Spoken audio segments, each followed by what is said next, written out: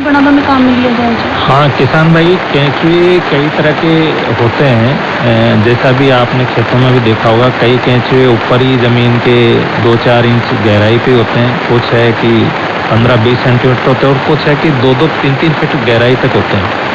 तो अपने को ये कि हमने जो वैज्ञानिकों ने बनाया है केंचुए की वर्मी कंपोस्ट बनाने के लिए, जो फास्ट ज़्यादा तेज़ी से काम कर सकते हैं और ज़्यादा जल्दी खाद तैयार कर सकते हैं, जो इसको गोबर की और जो अपशिष्ट को खाते हैं।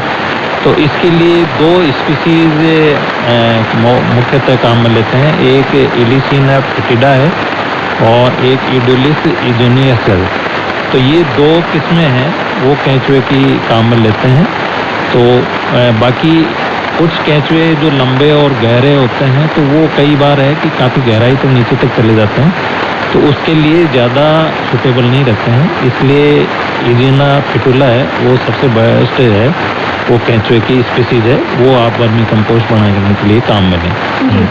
बिल्कुल देखो केंचुआ के बारे में बता दी, लेकिन आपने जो वर्मी कंपोस्ट खाद है अभी तक कहीं लाभ हो सके? किसान भाइयों, जैसा कि अपन पता है कि अपनी मिट्टी है सारी, उसमें 16 तरह के तत्व हैं।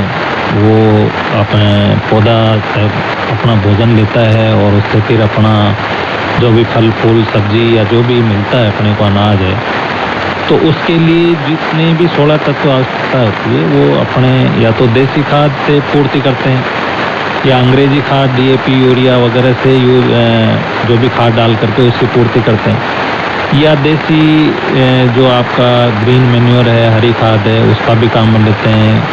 दूसरा है कि आपके ये वर्मी कंपोस्ट है तो ये भी काम में लेते हैं।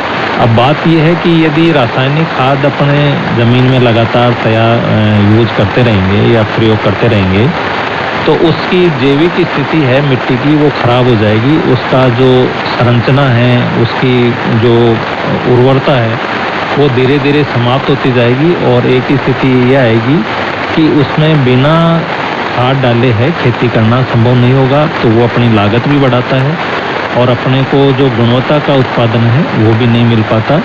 इसलिए अपने को वर्मी कंपोस्ट काम में लेते हैं तो सबसे पहला फ़ायदा तो यही है कि अपनी जो मिट्टी है उसकी उर्वरा क्षमता को बढ़ाता है, उसकी संरचना को बढ़ाता है, उसमें जो जल धारण अपन पानी में देते हैं। कई ज़मीनें होती हैं कि पानी अपने सुबह दिया और शाम तक है कि दोबारा पौधों को या अपनी खेती को प्यास लग जाती है। तो जितना ज़्यादा वर्मी कंपोस्ट या देसी खाद या ऑर्गेनिक मैटर रहेगा ज़मीन में तो उतने ही उसमें पानी को ज़्यादा समय तक है वो होल्ड करके या धारण करके रख सकती है। उससे पौधे को अधिक समय तक वो पानी मिलता रहेगा और पौधा अपनी आवश्यकता के अनुसार लेता रहेगा। अन्यथा यदि ऑर्गेनिक मैटर कम है या वर्मी कंपोस्ट या देसी खाद ज़मीन में कम है तो वो है कि इवोपरेट जो भी पानी देंगे अपन वो ज़मीन से उड़ जाएगा या नीचे लीच हो जाएगा, ज़मीन उसको ठहराव नहीं हो पाएगा। इसलिए है कि जल धारण क्षमता है बढ़ाने के लिए और अधिक समय तक पौधों को प्राप्त होने के लिए है वर्मी कंपोस्ट काम में लें तो वो बहुत बढ़िया है। दूसरी है कि आपकी फसलों में जैसे आप देसी खाद मान लो या वर्मी कंपोस्ट मान लो तो इसका जो रंग है, रूप है, उसकी जो संरचना है, उसकी गुणता, जितने भी पैरामीटर्स हैं वो आप देखा होगा। देसी खाद से अपन पहले भी खेती करते आए थे तो उसमें जब अपना अंग्रेजी खाद नहीं डालते थे, दवाइयाँ का प्रयोग नहीं करते थे तो उसकी गुणवत्ता या स्वाद है या उसकी जो चमक है या उसको ज़्यादा समय तक है कि बिना खराब हुए रख सकते थे। तो फसल है या फल है या सब्जियां हैं उनकी गुणवत्ता है, उनको ज़्यादा समय तक स्टोर करके रख सकते हैं, उनकी चमक बनी रह सकती है, उनमें बीमारियां कम लगती हैं। तो इस तरह से फसल की गुणवत्ता भी सुधारती है। और सबसे मोटा कारण, एक सबसे बड़ा फ़ायदा तो ये है कि हमारा पर्यावरण है जो ज़मीन को तो खराब करने से बचाता ही है, ज़मीन को सुधारता भी है। दूसरी बात यह है कि जो पर्यावरण अपन ने मान लो कि ज़मीन में खाद दिया है, दवाइयाँ दी हैं, तो उसमें पानी देने से पानी के साथ में पानी लीक होता है या बरसात का पानी बह करके जाता है अपनी नालियों, नदी नालों में जाता है या कुएं में जाता है तो उसमें रासायनिक जो भी तत्व हैं तो वो उसमें मिक्स हो जाते हैं और अपने पूरी जो भी ह्यूमन बीइंग है, आदमी है, जानवर हैं, सभी को नुकसान पहुंचाता है। अपना जल भी प्रदूषित होता है, ज़मीन भी प्रदूषित होती है, और जो हवा में जो उसके तत्व हैं उससे है कि अपने को हवा में भी जो पॉल्यूशन होता है तो वो अपने शरीर को नुकसान पहुंचाता है। तो ये इस तरह से बहुत सारे नुकसान होते हैं। तो ये आप कम से कम है आपको प्रदूषण से बचाने के लिए, अच्छी गुणवत्ता का लेने के लिए, खेती में लागत को कम करने के लिए और ज़मीन की उर्वरा क्षमता बनाए रखने के लिए ये आपको देसी खाद है, गला हुआ सड़ा हुआ खाद है, या फिर कंपोस्ट, या फिर सबसे बढ़िया है कि आप वर्मी कंपोस्ट बना करके काम में लो तो वो ज़्यादा फायदेमंद रहेगा। जी सर, बात करें आप वर्मी कंपोस्ट और आपने जो गोबर की खाद होवे छे, तो ये हमें कई समानता है या कई हमें है कि भाई कोई चीज ऐसी है कि जो यहाँ दोनों में अलग है? देखो किसान भाइयों, गोबर की खाद भी अपन है। एक तो सबसे बड़ी राय तो ये है कि गोबर की, कच्ची गोबर की खाद है, जैसे अपन ने ताज़ा गोबर है 2-4 दिन है, 10 दिन का है, तो वो कभी भी खेत में कच्चा गोबर नहीं डालना चाहिए, क्योंकि कच्चा गोबर से आपने देखा होगा कि दीमक है वो बहुत ज़्यादा हो जाती है। और जो अपनी रेतीली ज़मीन है या बलुई भूमि है उसमें तो सबसे ज़्यादा है दीमक की समस्या है, और वो दीमक की समस्या बढ़ती है इसी वजह से कि किसान भाई अनजाने में या जानबूझ के अपने कच्ची गोबर की खाद डालते हैं। तो कच्ची गोबर की खाद नहीं डाल करके आप वर्मी कंपोस्ट या कंपोस्ट बना करके काम में लें, गला सड़ा करके काम में लेंगे खेत में, तो उसमें दीमक की समस्या नहीं होगी और दूसरे तरह के नुकसान, ज़मीन भी खराब नहीं होगी। तो इसके लिए अब इसमें गोबर की खाद में और इसमें अंतर ये है कि अपने जैसे नाइट्रोजन, फास्फोरस और पोटास है वो रासायनिक खादों से देते हैं, तो उसमें और देसी खाद में देखते हैं कि अपन जो पोषक तत्व है जैसे नाइट्रोजन है वो 0.5% है गोबर की खाद में मिलता है, और करीबन 1% है वो फास्फोरस, और 0.5% के करीबन ही पोटास मिलता है। लेकिन यदि अपन उसी खाद को, गोबर की खाद को, और जो खेत के उत्पाद का अपशिष्ट है उनसे मिला करके वर्मी कंपोस्ट बनाया जाए तो उसमें 1 से 1.5% तक नाइट्रोजन है, मतलब आपका डबल से भी 2.5 गुना तक है कि उसको फायदेमंद हो जाता है। और 1.5 से 2% तक फास्फोरस और 1 से 2% है वो पोटास है वो बढ़ जाता है। तो एक तरह से गोबर की खाद से दुगने पोषक तत्व है आपको उससे मिल जाते हैं। तो आपको DAP, यूरिया और उसमें कम से कम आवश्यकता पड़ती है या नहीं पड़ती है। तो ये है गोबर की खाद को ही आप गला सड़ा के, अपशिष्ट बना के वर्मी कंपोस्ट बनाओगे तो ज़्यादा NPK के ज़्यादा पोषक तत्व है अपने पौधों को या खेत को मिलेंगे। तो साहब आपने बताओ कि आपने जो किसान भाई थे जो यह वर्मी कंपोस्ट खाद अपना खेत में कितनी मात्रा में यूज में लेगा? किसान भाइयों, जैसा कि आप 15 से 20 गाड़ी या 5 से 4 ट्रॉली है देसी खाद की या गोबर की खाद की जो सड़ी हुई डालते हैं, तो वो 4 बीघा के हिसाब से या 1 एकड़ के हिसाब से मैं बताऊं। और अब है कि आपकी 4 बीघा पक्की है, आप मान लो, या 1 एकड़ मानो उसको, तो उसमें कम से कम है 5 टन है।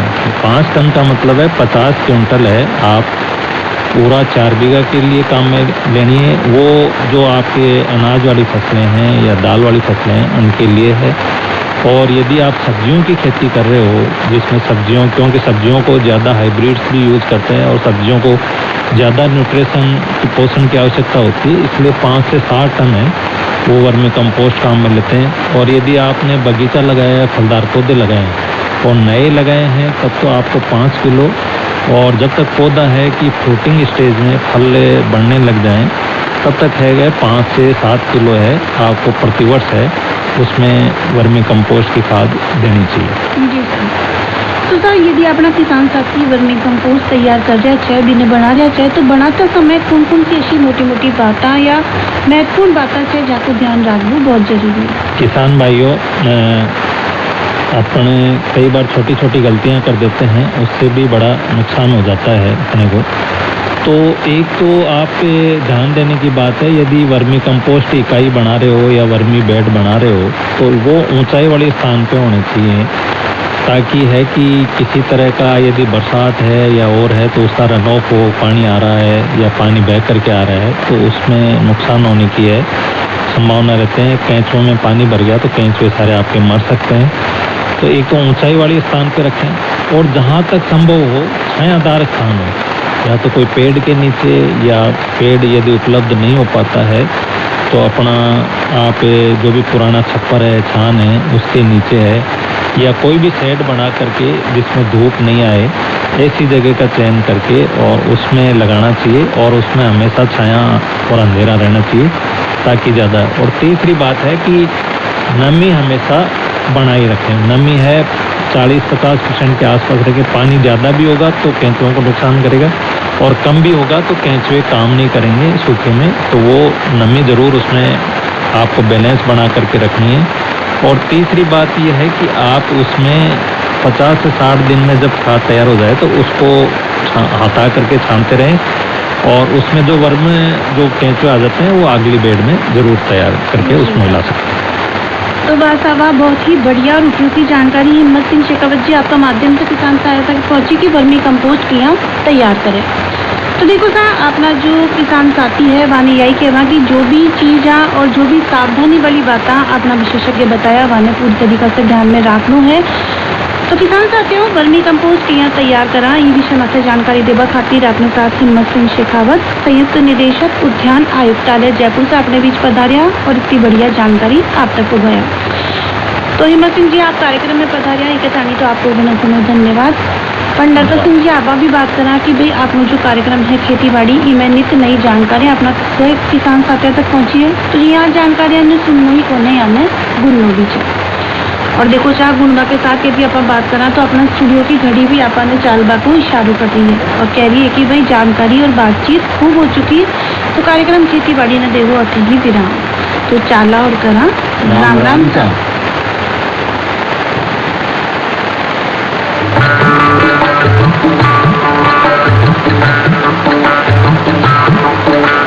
खेती बाड़ी।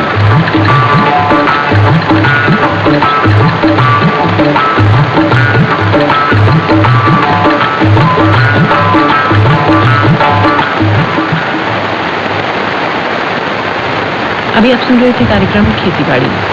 ये आकाशवाणी जयपुर अजमेर का आमेर चैनल है। श्रोताओं रात्रि के 8 बजने वाले हैं। अगला प्रसारण दिल्ली केंद्र से होगा, कृपया प्रतीक्षा कीजिए।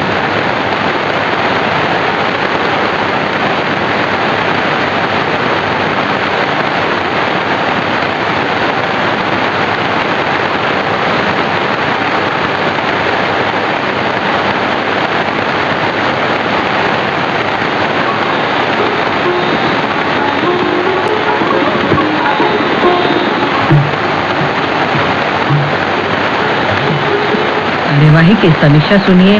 पहले राज्यसभा लेखिका हैं पीटीआई भाषा की मनीषा श्रीवास्तव। संसद ने आज आम बजट 2026-27 को मंजूरी दे दी तथा वित्त मंत्री निर्मला सीतारामन ने पश्चिम एशिया संघर्ष को लेकर कच्चे तेल के अंतर्राष्ट्रीय मूल्य आसमान छूने के मद्देनजर दो टूक शब्दों में कहा कि भारत में लॉकडाउन की कोई गुंजाइश नहीं है तथा इसे लेकर गलतफहमी नहीं फैलाई जानी चाहिए। राज्यसभा ने वित्त मंत्री के जवाब के बाद वित्त विधेयक को ध्वनि मत से लौटा दिया। इसी के साथ उच्च सदन ने अनुदान की अनुपूरक मांग और उससे जुड़े विनियोग विधेयक को भी ध्वनि मत से लौटा दिया। लोकसभा इन्हें पहले ही मंजूरी दे चुकी है। राज्यसभा में वित्त मंत्री सीतारामन ने वित्त विधेयक और विनियोग विधेयक पर भी चर्चा का जवाब देते हुए कहा कि देश को विकसित बनाने और 140 करोड़ भारतीय नागरिकों के आकांक्षाओं को पूरा करने के लिए कदम उठाए जा रहे हैं। चर्चा के दौरान कुछ सदस्यों ने ये प्रश्न किया कि पेट्रोल और डीजल पर उत्पाद कर घटाए जाने के बाद सरकार 2026 वित्त वर्ष में 4.3% के राजकोषीय घाटे के लक्ष्य को कैसे हासिल करेगी। इसका जवाब देते हुए वित्त मंत्री ने कहा कि सरकार के कुल राजस्व में उत्पाद शुल्क से होने वाला राजस्व का योगदान करीब 10% होता है। श्रीमती सीतारामन ने कहा कि अतिरिक्त साधनों को जुटाना, विकास को बढ़ावा देने वाले व्यय को प्राथमिकता देना, कल्याणकारी व्यय को बेहतर तरीके से लक्षित करना तथा राजकोषीय कामकाज में अधिक पारदर्शिता रखना सरकार की महत्वपूर्ण पहचान रहे हैं। उन्होंने कहा कि इनका पालन करते हुए सरकार राजकोषीय रुख को कायम रख पाएगी। उन्होंने उम्मीद जताई कि गैर कर राजस्व के माध्यम से अधिक कोष एकत्र करके भी इसकी भरपाई कर ली जाएगी। वित्त मंत्री ने उम्मीद जताई कि सरकार इस स्थिति का सामना कर लेगी क्योंकि हम काफी सतर्क हैं। उन्होंने ध्यान दिलाया कि विश्व भर में पश्चिम एशिया संकट के बाद विभिन्न देशों में तेल के दाम 30 से 50% बढ़े हैं। उन्होंने कहा कि पिछले 4 साल में रूस और यूक्रेन संघर्ष के बाद कच्चे तेल और उर्वरकों के दामों पर जबरदस्त दबाव पड़ रहा है। उन्होंने कहा कि सरकार ने एक अधिसूचना जारी की है जिसमें पेट्रोल पर लगने वाले उत्पाद कर को 13 रुपए से घटाकर 3 रुपए प्रति लीटर कर दिया गया है, जबकि डीजल पर लगने वाले 10 रुपए प्रति लीटर कर को शून्य कर दिया गया है। उन्होंने कहा कि भारत में जो तेल शोधक कंपनी तेल शोधन के बाद बाहर बेच रही हैं, उन पर निर्यात शुल्क बढ़ाया गया है। वित्त मंत्री ने पाकिस्तान आदि पड़ोसी देशों में पेट्रोल और डीजल के बढ़ते दामों का हवाला दिया। उन्होंने सरकार द्वारा गरीबों पर अधिक कर लगाने और अमीरों को इसमें राहत देने के आरोपों को सिरे से खारिज करते हुए कहा कि चाहे परोक्ष करों की बात हो या जीएसटी की बात हो, किसी में भी अमीर या गरीब के बीच भेदभाव नहीं किया गया।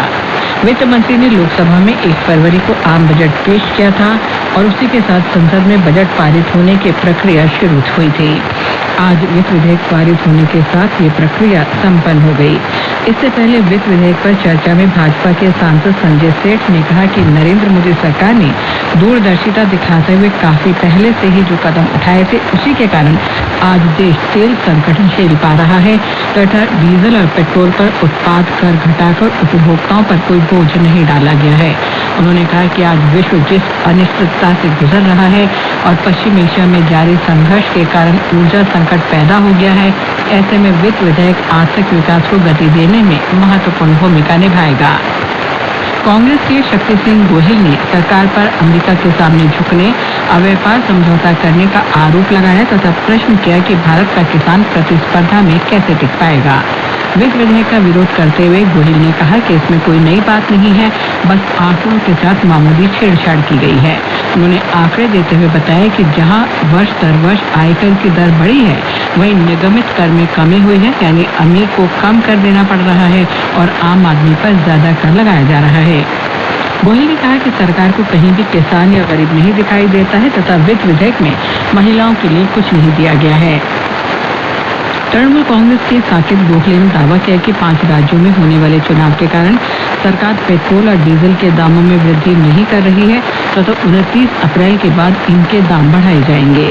चर्चा में भाजपा के डॉक्टर सिकंदर कुमार, राष्ट्रवादी कांग्रेस पार्टी की डॉक्टर फौजिया खान, शिवसेना के प्रियंका चतुर्वेदी, तेदेपा के मस्तान राव बीधा यादव, आम आदमी पार्टी के अशोक कुमार मित्तल, YSRCP के S निरंजन रेड्डी, सपा के रामजीलाल सुमन, नेशनल कॉन्फ्रेंस के सदस्य चौधरी मोहम्मद रमजान, BRS सदस्य KR सुरेश रेड्डी, माकपा सदस्य V शिवदासन, अन्ना द्रमुक के M तंबीदुरै, बीजद के मानस रंजन मंगराज आदि ने भी हिस्सा लिया।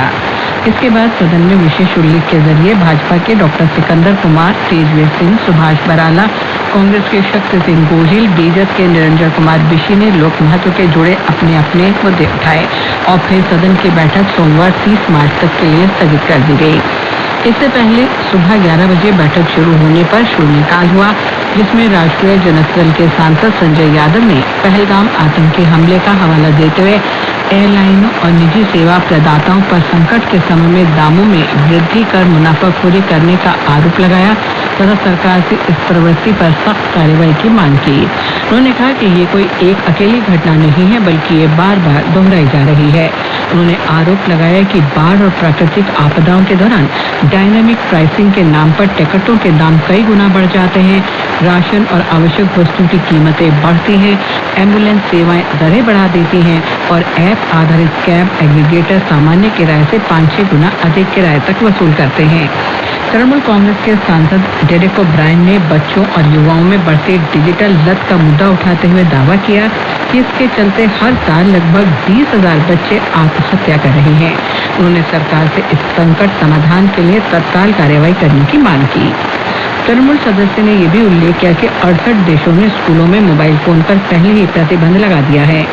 भाजपा के लक्ष्मीकांत वाजपेयी ने रियल एस्टेट विनियमन और विकास अधिनियम रेरा और दिवाला कानूनों में व्यापक संशोधन की मांग करते हुए कहा कि देश भर में हजारों घर खरीदारों ने अपनी जीवन भर की बचत खर्च कर दी, लेकिन अब तक उन्हें फ्लैट नहीं मिले, जबकि बिल्डर दिवालिया घोषित होकर जवाबदेही से बच निकलते हैं। वाजपेयी ने कहा कि उत्तर प्रदेश में रेरा का क्रियान्वयन पूरी तरह त्रुटिपूर्ण है, हजारों परियोजनाएं अधूरी पड़ी हैं और कई बिल्डर खुद को दिवालिया घोषित कर कानूनी जवाबदेही से बच जाते हैं।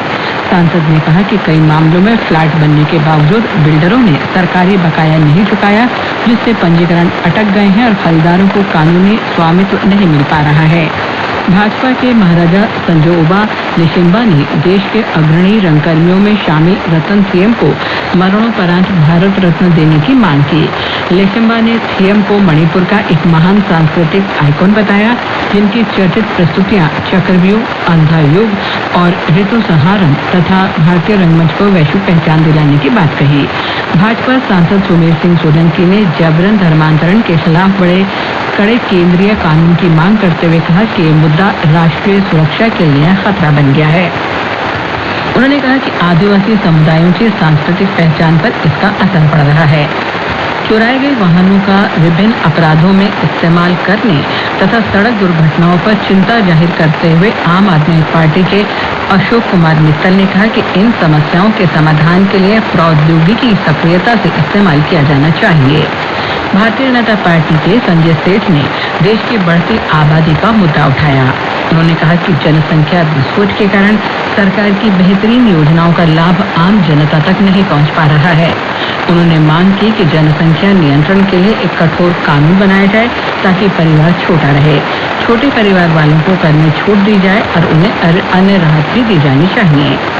समाजवादी पार्टी के जावेद अली खान ने दावा किया कि देश में भाषण, टीवी कार्यक्रम तथा अन्य माध्यमों से लगातार नफरत फैलाई जा रही है, जिसका निशाना अल्पसंख्यक होते हैं। शून्यकाल में ही भारतीय जनता पार्टी के नरहरि अमीन, अमरपाल मौर्य, संगीता बलवंत और आम आदमी पार्टी के विक्रमजीत सिंह सहानी, बीजू जनता दल के सांसद सुभाषेश खुंटिया, मनोनीत सदस्य पीटी उषा तथा अन्ना द्रमुक के एम थम्बी दुरई ने भी आसन की अनुमति से अपने अपने मुद्दे उठाए। लोकसभा में हुई कार्यवाही की समीक्षक लेखक हैं पीटीआई भाषा के वैभव माहेश्वरी, वाचक मुकेश कुमार। वाणिज्य और उद्योग राज्य मंत्री जितिन प्रसाद ने आज लोकसभा में जन विश्वास प्रावधान संशोधन विधेयक 2026 पेश किया। विधेयक में संसद की एक समिति की सिफारिशों को शामिल किया गया है। कांग्रेस सांसद के काव्या और जी के पडवी ने विधेयक पेश किए जाने का विरोध करते हुए कहा कि ये संविधान के मूल ढांचे का उल्लंघन करता है। पडवी ने सरकार से विधेयक को प्रवर समिति या संयुक्त संसदीय समिति को भेजने का आग्रह किया। वहीं प्रसाद ने कहा कि विधेयक पर समिति में विस्तृत विचार विमर्श किया गया है और इसमें केवल छोटे अपराधों को ही अपराध की श्रेणी से बाहर किया गया है। मंत्री ने कहा कि ये विधेयक छोटे अपराधों को अपराध की श्रेणी से बाहर करने और जुर्माने तथा दंड को अपराध के अनुरूप संशोधित करने तथा अपीली प्राधिकरणों की स्थापना जैसे उपाय लागू कर व्यापार और जीवन में सुगमता को बढ़ावा देता है। उन्होंने कहा कि इसमें 23 मंत्रालयों द्वारा शासित 79 केंद्रीय कानूनों में संशोधन का प्रस्ताव है। लोकसभा अध्यक्ष ओम बिरला ने इस बीच संसदीय कार्य मंत्री किरेन रिजिजू से पूछा कि संयुक्त संसदीय समिति में विधेयक भेजे जाने के बाद क्या दोबारा उसे उसी समिति को भेजा जा सकता है। श्री रिजिजू ने कहा कि ऐसा आज तक नहीं हुआ है और ऐसा नियम में भी नहीं है। प्रसाद ने कहा कि विपक्षी सदस्यों ने ये मुद्दा उठाया है कि विधेयक में कैद की जगह जुर्माने का प्रावधान है, लेकिन ऐसा नहीं है। उन्होंने कहा कि विधेयक केवल छोटे अपराधों को अपराध की श्रेणी से बाहर करता है। वाणिज्य और उद्योग मंत्री पीयूष गोयल ने पिछले वर्ष 18 मार्च को जन विश्वास प्रावधान संशोधन विधेयक 2025 को लोकसभा में पेश किया था, जिसे संसदीय समिति को भेजा गया था। प्रधानमंत्री, मुख्यमंत्रियों और मंत्रियों की गंभीर आरोपों में लगातार 30 दिन तक हिरासत में रहने की स्थिति में पद से हटाने के प्रावधान वाले 3 विधेयक पर विचार करने वाली संसदीय समिति को रिपोर्ट देने के लिए आगामी मॉनसून सत्र के अंतिम सप्ताह के पहले दिन तक का समय दिया गया है। इससे पहले 31 सदस्यीय संयुक्त समिति को तीनों विधेयकों पर विचार करने के लिए बजट सत्र के अंतिम सप्ताह के पहले दिन तक का समय दिया गया था। गृह मंत्री अमित शाह ने गत मॉनसून सत्र के आखिर में विपक्ष के विरोध और हंगामे के बीच सदन में संविधान 130वां संशोधन विधेयक 2025, संघ राज्य क्षेत्र शासन संशोधन विधेयक 2025 और जम्मू कश्मीर पुनर्गठन संशोधन विधेयक 2025 पेश किया। बाद में उनके प्रस्ताव पर सदन ने तीनों विधेयकों को संसद की संयुक्त समिति को भेजने का निर्णय लिया था। लोकसभा में आज दिवाला और शोधन अक्षमता संशोधन विधेयक 2025 पर चर्चा फिर शुरू हुई। चर्चा में भाग लेते हुए भारतीय जनता पार्टी की सांसद कंगना रनौत ने नेता प्रतिपक्ष राहुल गांधी पर देश की अर्थव्यवस्था के बारे में गलत दावे करने का आरोप लगाया। उन्होंने कहा कि ये वक्त था जब कांग्रेस के प्रधानमंत्री बड़े बड़े उद्योगपतियों को ऋण फोन पर दिलाया करते थे। बैंक इतने खस्ता हाल हो गए थे कि उनकी रिकवरी दर 5% से लेकर मात्र 20% तक थी। रनौत ने कहा कि कांग्रेस के शासनकाल के दौरान बैंकों की गैर निष्पादित अस्तियां एनपीए 11.5% थी, जो मार्च 2025 में घटकर 2.25% रह गईं। भाजपा के जगदम्बिका पाल ने भी रनौत की बातों का समर्थन करते हुए कहा कि जैसा कि कंगना ने कहा है कि एक फोन बैंकिंग चल रहा था, फोन किया जाता था और उसी पर लोन मिल जाता था। भाजपा के सांसद निशिकांत दुबे ने कहा कि देश छोड़कर भागने वाले सारे कारोबारियों ने 2004 से 2014 के बीच संपर्क सरकार के दौरान बैंकों से कर्ज लिया था। दुबे ने कहा कि भले ही ये लोग देश छोड़कर राजग सरकार में गए हों, लेकिन उन्हें कर्ज संपर्क के समय में दिया गया था। सदन में शून्यकाल लंबे समय तक चला और अनेक सदस्यों ने अपने अपने क्षेत्रों के तथा लोक महत्व के विभिन्न मुद्दे उठाए। आम आदमी पार्टी के मालविंदर सिंह कंग ने केंद्र सरकार से आग्रह किया कि शादी के समय लड़कों के डोप टेस्ट और चिकित्सा जांच को अनिवार्य बनाने के लिए कानून बनाया जाए। समाजवादी पार्टी के सांसद मुहिबुल्ला नदवी ने केंद्र सरकार से मांग की कि नई दिल्ली के सेंट्रल विस्टा परियोजना वाले क्षेत्र की मस्जिदों और दूसरे धार्मिक स्थलों की सुरक्षा का विश्वास दिलाए। भाजपा की हेमा मालिनी ने उत्तर प्रदेश के वृंदावन में पर्यटकों की बढ़ती संख्या के मद्देनजर मथुरा को अंतर्राष्ट्रीय पर्यटन स्थल के रूप में विकसित करने के लिए सरकार से विशेष पैकेज की मांग की। अरुणाचल प्रदेश से भाजपा सांसद तापिर गाव ने देश के विभिन्न क्षेत्रों में पूर्वोत्तर राज्यों के लोगों के साथ नस्लीय भेदभाव होने का आरोप लगाते हुए सरकार से इस संबंध में वेद बरुआ समिति की रिपोर्ट को लागू करने या इस तरह के मामलों की रोकथाम के लिए कानून लाने की मांग की। पंजाब के कांग्रेस सदस्य अमर सिंह ने अपने राज्य में कानून व्यवस्था की स्थिति बहुत खराब होने का दावा करते हुए कहा कि सीमावर्ती क्षेत्रों के रास्ते पाकिस्तान से ड्रोन से मादक पदार्थ और हथियार पहुंचाए जाते हैं। शिवसेना के रविंद्र वायकर ने महाराष्ट्र में समुद्र तटीय क्षेत्र में मादक पदार्थों की तस्करी का मुद्दा उठाते हुए सरकार से तस्करों पर कठोर कार्रवाई की मांग की।